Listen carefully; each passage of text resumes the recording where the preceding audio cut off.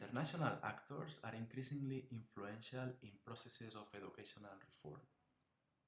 In the chapter that Adrián, Zancajo, Clara, Fontdevila, and myself produced for the book The State, Business and Education, edited by Gita Steiner-Kamshi and Alexandra Draxler, we analyze the role and impact of international organizations in the promotion of private education solutions in contexts of vulnerability. This chapter is a subproduct of a broader literature review that we did on the drivers of education privatization globally.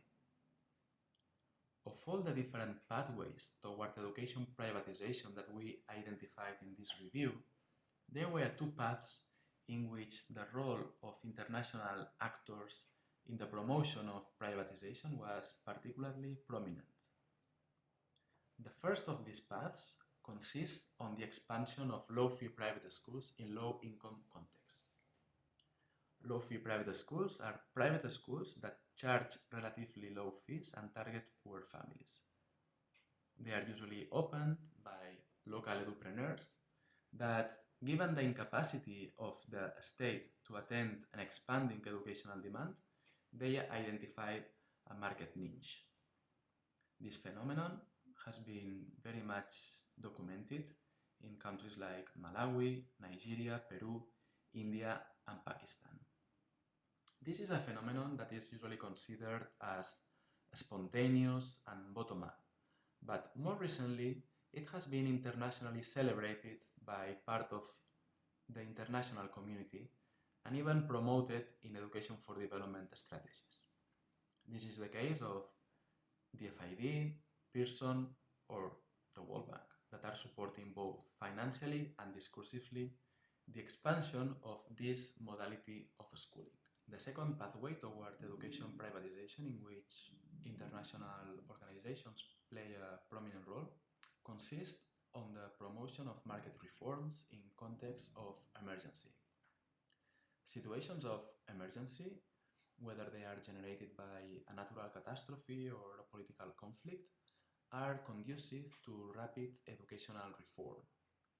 This is due to the fact that there is a sense of urgency to rebuild the country in these situations, but also because the level of deliberation behind policy decisions is low due to the fact that political institutions don't function as usual.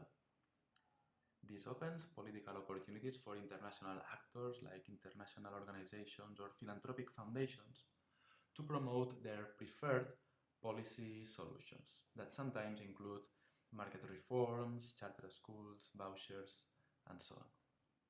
This path has been documented in cases like Haiti after the earthquake, Central American countries after the civil wars they have gone through, and even in post-Katrina New Orleans. To conclude, our chapter shows that several international actors are actively promoting privatization as the most effective solution to address the structural needs that many vulnerable countries face in the educational domain, although there is a mix of humanitarian, economic, pragmatic, and ideological reasons behind this international push for private solutions in education. We also show in the chapter that for several international actors, vulnerable countries are seen as laboratories where to experiment with disruptive policy approaches that could be much more difficult to implement or that would face much greater opposition in more stable scenarios.